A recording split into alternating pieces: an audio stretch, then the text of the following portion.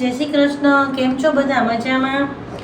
આપણે છે ને ગૃહિણીઓને રોજ એક જ પ્રશ્ન હોય, સાંજે જમવામાં શું બનાવવું. આજે છે ને આપણે ભરેલી ડુંગળીનું શાક અને રાજસ્થાની ખોબા રોટલી છે ને એ બનાવીએ. તો ભરેલી ડુંગળી અને ખોબા રોટલીની રેસીપી સાથે હું આજે આ વિડીયો બનાવું છું. તો રેસીપી આખી જોજો. ભરેલી ડુંગળીનું શાક બનાવવા માટે મેં અહીંયા જો આવી રીતે નાની સાઈઝની ડુંગળી લીધી છે. અને આમે ભરેલી ડુંગળી બનાવીએ ને ત્યારે આ જ સાઈઝની ડુંગળી આપણે લેતા હોય છે. જો આપણે આ ડુંગળીમાં મેં આ રીતે કટ લગાવી લીધો છે. અને આમાં છે ને એકદમ આમ છરી ખૂંચાડવાની નથી, કારણ કે નહીંતર ડુંગળી છે ને એકદમ છૂટી પડી જશે. એટલા માટે થોડી સોફ્ટ રીતે જ આપણે આ રીતે કટ લગાવવાનું છે. તો મેં આ ડુંગળી સમારી લીધી છે, જોઈતી હતી એટલી, અને આ રીતે કટ લગાવી દીધો છે. હવે ભરવા માટે આપણે છે ને મસાલો કરવાનો છે. તો મેં અહીંયા 1 ચમચી ધાણા લીધા છે, જે આખા ધાણા હોય ને એ, કારણ કે ડુંગળીની તાસીર ગરમ હોય છે એટલા માટે ધાણા નાખીએ ને તો બેલેન્સ થઈ જાય. એટલે આ આખું જીરું લઉં છું. જીરું પણ ઠંડુ હોય છે, એટલે જીરું અને ધાણા એ બંને આ રીતે ક્રશ કરી લઉં છું ખાંડડીમાં જ. ધાણા અને જીરું છે ને આપણે મિક્સીમાં ક્રશ કરી શકીએ, પણ મેં આ રીતે ખાંડડીમાં ક્રશ કર્યું છે, કારણ કે આને છે ને મારે આખા ભાગું જ ક્રશ કરવાનું છે. જો આ રીતે ધાણા અને જીરું વાટી લીધા છે. હવે એમાં નાખવાનું છે ધાણા જીરું. 2 ચમચી ભરીને મેં ધાણા જીરું લીધું છે. હવે અડધી ચમચીથી ને ઓછી થોડી હળદર. હવે ધાણા ભાજી. હવે એમાં નાખું છું થોડી એવી લસણની ચટણી. જો લસણની ચટણી ઓછી નાખ, કારણ કે થોડો છે ને આપણે કોરો ચટણી પાવડર લેવાનો છે એટલા માટે. હવે આ આદુ મરચાંની પેસ્ટ. ડુંગળીના શાકમાં આદુ અવશ્ય નાખવું, કારણ કે આદુ છે ને એ વાયુ નથી કરતું, અને ડુંગળી થોડી ઘેવી હોય છે ખાવામાં એટલા માટે. સ્વાદ પ્રમાણે મીઠું.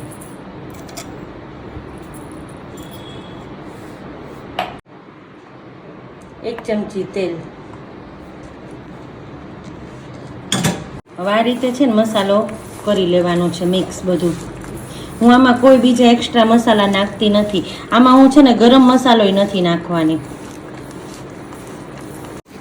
જો શિયાળો હોય ને તો ગરમ મસાલો નાખીએ ને તો બી ચાલે, પણ અત્યારે ગરમીની સિઝન છે ને એટલા માટે હું બીજા કોઈ એક્સ્ટ્રા મસાલા નાખતી નથી, જેથી આ શાક આપણને ગરમ ના પડે. આમ તો કહેવાય છે કે ડુંગળી ઉનાળામાં બહુ જ ખાવી જોઈએ, ડુંગળીથી છે ને લૂ નથી લાગતી. પણ ડુંગળી તાસીરની ગરમ હોય ને એટલા માટે એક્સ્ટ્રા મસાલા ન નાખી અને આ સિમ્પલ મસાલાથી આપણે કરીએ તો પણ આ શાક છે ને એકદમ સરસ ઢાબા સ્ટાઇલ થશે. આપણે જે કટ લગાવ્યા છે ને એમાં આપણે ધીમે ધીમે ભરવાની છે, નહીં તો ડુંગળી તો તરત જ કટ થઈ જાય છે, ડુંગળીના તરત બટકા થઈ જાય છે. આ રીતે ધીમે રહીને આપણે મસાલો ભરવાનો છે. જો ડુંગળી એ ભરાઈ ગઈ છે, અને હવે છે ને એનો વઘાર કરી લઈએ. જો આપણે કુકર લઈ લીધું છે, અને 1 ચમચો મોટો ભરીને તેલ લેવાનું છે, કારણ કે ડુંગળીના શાકમાં છે ને થોડું તેલ વધારે હોય, અને આપણે ઢાબા સ્ટાઇલ બનાવીએ ને શાક તો પણ થોડું તેલ વધારે જોઈએ. પણ જો તમે ઓછું ખાતા હોય તો ઓછું લેજો, પણ હું ડુંગળી ભરી છે ને એના પ્રમાણમાં તેલ લઉં છું. હવે જો તેલ ગરમ થઈ ગયું છે, અને મેં અહીં નાખી છે હિંગ. હવે હિંગ ગરમ થઈ ગઈ છે તેલમાં. હવે આપણે નાખીએ છીએ ખડા મસાલા, તમાલપત્ર, 2-4 લીમડાના પાન અને આ સૂકું મરચું. હું આમાં રાઈ જીરું નથી મૂકવાની, રાઈ જીરુંના વઘારથી હું છે ને ભરેલા શાક નથી બનાવતી એટલા માટે. હવે તેલે સરસ ગરમ થઈ ગયું છે, અને આપણા ખડા મસાલા જે નાખ્યા છે એ પણ સરસ તતડી ગયા છે શાકમાં.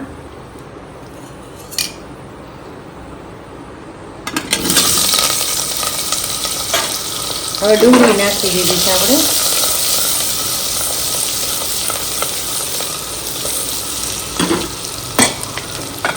હવે બીજા કોઈ મસાલા નથી નાખવાના, પણ તેલમાં થોડી એવી આપણે ચપટી હળદર નાખવાની છે, જેથી શાકનો કલર સરસ આવે. હવે મેં એક ટમેટું સમારી લીધું છે એ, અને જે મસાલો કર્યો હતો એ 2 ચમચી છે, હા એ હવે ધીમા ચમચી આપણે આ શાકને હલાવવાનું છે, નહીં તો ડુંગળી છે ને એકદમ તૂટી જશે, એટલા માટે આપણે ચમચો ન ફેરવતા આ રીતે શાકને ચલાવવાનું છે.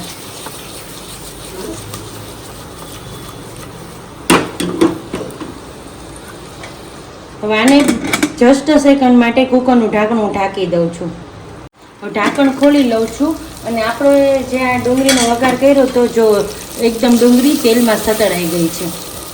હવે આમાં જોઈતા પ્રમાણમાં પાણી, એટલે બહુ ઓછું પાણી લેવાનું છે, કારણ કે ભરેલું શાક છે ને એ રસાવાળું હોતું નથી. જો અહીં આટલું પાણી લઉં છું, અડધા ગ્લાસ જેટલું.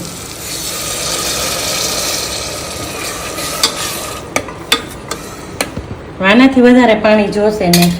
હવે જો તમારે આમાં રસો કરવો હોય ને તો પાણી નાખજો, પણ જે આપણે ઢાબા સ્ટાઇલ ડુંગળીનું શાક હોય ને એમાં વધારે રસો હોતો નથી.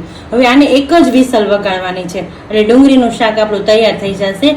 અને 2 મિનિટ માટે આપણે જે વરાળ હોય ને એમાં રહેવા દેવાનું છે, એટલે શાક એકદમ રેડી. હવે હું ઢાંકણ ઢાંકી દઉં છું ને એક વિસલ વગાડી લઉં છું.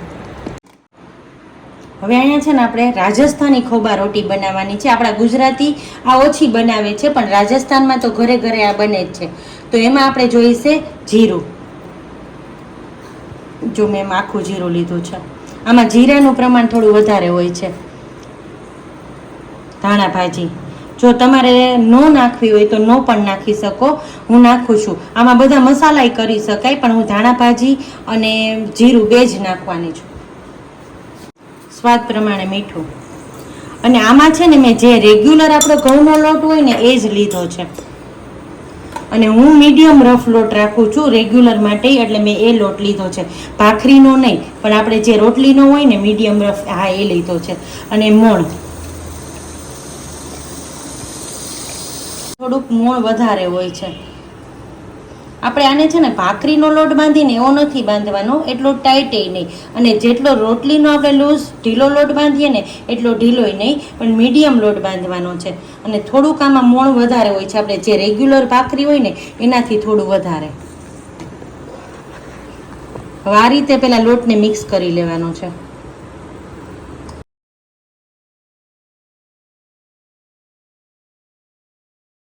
ખોબા રોટી છે ને એની સાથે ભરેલી ડુંગળીનું શાક બહુ જ સરસ લાગે છે કોમ્બિનેશનમાં. તમે ચાહે જે શાક બનાવો એ બનાવી શકો છો, પણ આ એકવાર ટેસ્ટ કરજો. ખોબા રોટી અને ભરેલી ડુંગળીનું શાકનો ટેસ્ટ એકદમ અલગ જ આવે છે અને સરસ લાગે છે. અને સાંજની રસોઈ માટે તો બેસ્ટ. લોટ બંધાઈ ગયો છે અને આપણે અહીંયા તવી ગરમ મૂકી દઈએ.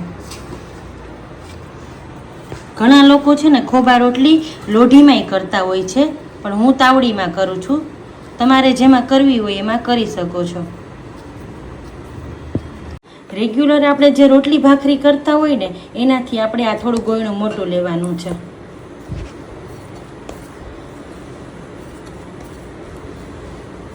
રોટલી છે ને થોડીક મોટી હોય છે. જો તવી ગરમ થઈ ગઈ છે અને આ રીતની આપણે થિકનેસ જોશે. હવે આપણે છે ને ધીમા તાપ ઉપર પેલું પડ શેકી લેવાનું છે. હવે આપણે આ તવીમાં રોટી નાખી દીધી છે અને આ પાછળનું પડ હોય ને ત્યાં આ રીતે આપણે કટ લગાવી લેવાના છે છરીથી. જો હવે આપણે આ એક પડ છે ને આ રીતે શેકી લેવાનું છે અને આ આપણે આ રીતે આગળનો ભાગ પાછો લઈ લેવાનો છે. હવે આમાં છે ને આપણે ખોબા બનાવવાના છે આ રીતે વેલણથી. આપણે હાથથી નહીં બનાવી શકીએ જો ગરમ ન લાગે તો, પણ હું વેલણથી બનાવું છું. જો આ રીતે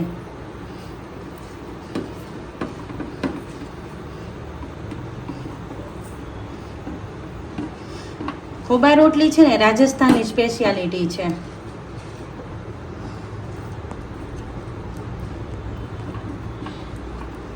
રાજસ્થાનના ધાબામાં સિમ્પલ રોટલી લગભગ મળતી જ નથી. આ રીતે ખોબા રોટલી જ બને છે.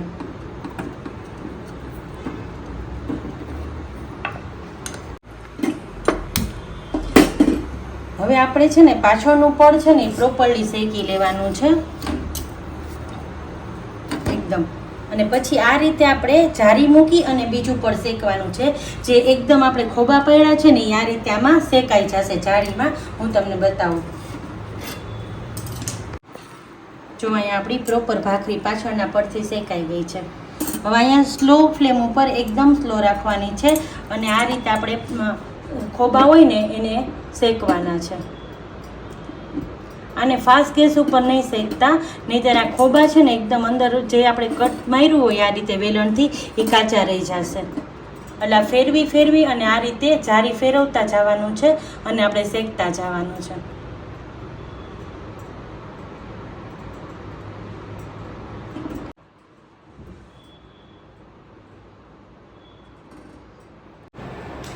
જો આપણી ખોબા રોટી તૈયાર છે અને એકદમ પ્રોપર ખોબા પડ્યા છે અને એકદમ પ્રોપર અંદર સુધી શેકાઈ ગઈ છે. હવે આ ગરમ છે ને ત્યાં જ આપણે ખોબામાં ઘી ભરી દેવાનું છે. આ રીતે આ ખોબા ભાખરીનો કે ખોબા રોટલીનો મિનિંગ જ એ છે કે આ ખોબામાં આપણે એકદમ ભરીને ઘી ખાઈ શકીએ. કારણ કે પહેલાં ખેતરમાં છે ને કામ કરતા ને ત્યારે આ ખોબા રોટી બહુ બનાવતા. આ રાજસ્થાની સ્પેશિયાલિટી છે અને એ લોકો ખેતરમાં કામ કરતા ને ત્યારે આ રીતે ખોબા રોટી બનાવી અને ઘી આ રીતે ખોબામાં ભરી અને ખાતા. એટલે જેથી ઘી ખાય અને થોડી તાકાતે રહે ખેડૂત લોકોને, એટલા માટે આ ખોબા રોટી બનાવતા. જો આપણે ખોબા રોટી થઈ ગઈ છે અને ભરેલી ડુંગળીનું શાક થઈ ગયું છે. તો એની સાથે જમવા માટે આપણે એક કેરીની ચટણી બનાવી લઈએ. તો અત્યારે બજારમાં કાચી કેરી આવે છે, તો અમે અહીં ખાખરી કેરી લીધી છે, જે એ પણ બજારમાં ઇઝી મળી રહે છે. જો મેં કેરીના ટુકડા કરી લીધા છે અને કેરીના ટુકડામાં છે ને ચમચી ભરી અને જીરું લેવાનું છે અને આને છે ને પહેલાં ખાંડી લેવાનું છે.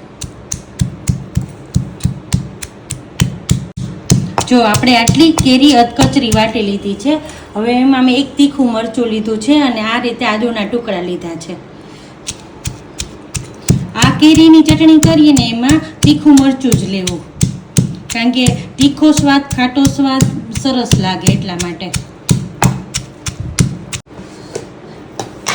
હવે જો મેં અહીંયા આટલું અધકચરું વાટી લીધું છે અને મેં અહીંયા ચમચી કેક ફોતરાવાળા ડાળિયા લીધા છે, જે આપણે રેગ્યુલર ખાતા હોય ને એ જ ફોતરાવાળા. અને આની તમારે ફોતરા કાઢવા હોય તો કાઢી શકો, પણ હું ફોતરા સહિત નાખું છું.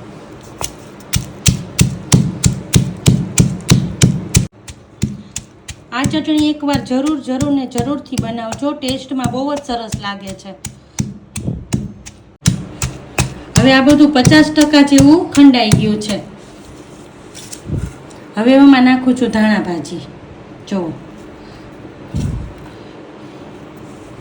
લીલી ચટણી કરીએ ને એમાં આપણે ધાણા ભાજી વધારે જોઈ છીએ, પણ આમાં એટલી બધી આપણે ધાણા ભાજી નાખવાની નથી, નહીંતર આપણને છે ને ખાલી અને ખાલી કોથમરીનો ટેસ્ટ આવશે.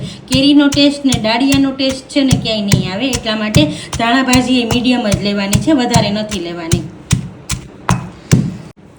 હવે જુઓ ચટણી વટાઈ ગઈ છે અને હવે એન્ડમાં આપણે સ્વાદ પ્રમાણે મીઠું નાખવાનું છે.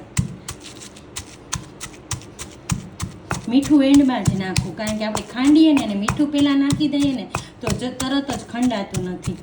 હવે આ બધું આપણે મિક્સ કરી લેવાનું છે એકરસ. કાચી કેરીની ચટણી છે ને ખાટી સરસ લાગે છે, ખાટી ને તીખી. એટલે હું છે ને બહુ ગોળ નથી નાખતી, અડધી ચમચી મેં ગોળ નથી લીધો, પણ આ બેલેન્સ કરવા માટે, ખાટો મીઠો સ્વાદ માટે આટલો હું ગોળ લઉં છું, અડધી ચમચીથી નહીં ઓછો.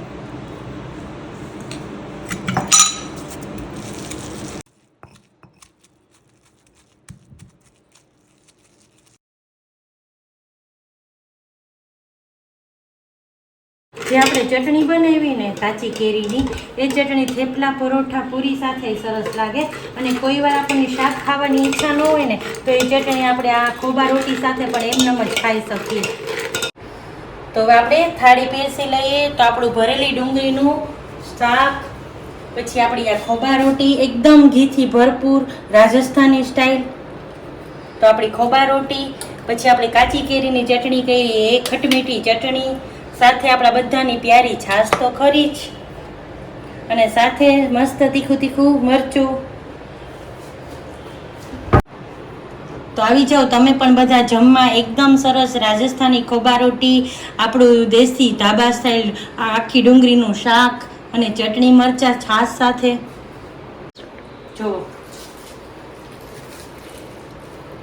જો આટલી કોણી બને છે આ રોટલી.